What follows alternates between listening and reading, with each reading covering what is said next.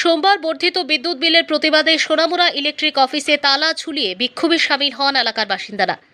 অভিযোগ, সাম্প্রতিক সময়ে অস্বাভাবিক হারে বিদ্যুৎ বিল বৃদ্ধি পাওয়ায় সাধারণ মানুষের মধ্যে তীব্র ক্ষোভের সৃষ্টি হয়েছে।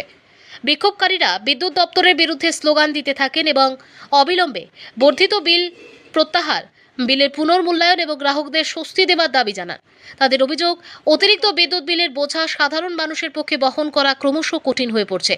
ঘটনার খবর পেয়ে প্রশাসন ও পুলিশ দ্রুত ঘটনাস্থলে পৌঁছে পরিস্থিতি নিয়ন্ত্রণে আনে।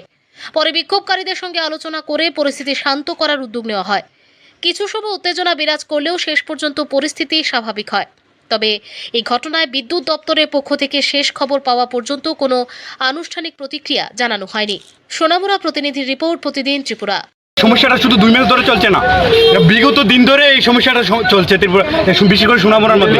আপনি প্রতিনিয়ত একটা জিনিস খেয়াল করেন, যেখানে সোনামুড়ার মধ্যে সমস্ত অফিস কাছারি, পুলিশ স্টেশন থেকে শুরু করে আদালত, স্কুল, ইউনিভার্সিটি সব কিছু আমাদের সোনামুড়ার মধ্যে। ওই জায়গায় যদি বিদ্যুৎ না থাকে কিভাবে সাধারণ জনগণ কাজ করবে?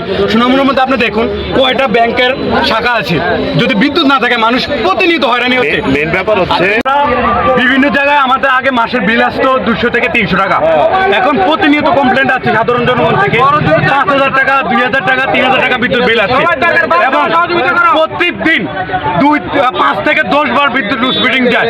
যে জায়গাতে আমাদের ত্রিপুরা থেকে বিদ্যুৎ বাংলাদেশে বিক্রি করা হয়, ওই জায়গায় দাঁড়িয়ে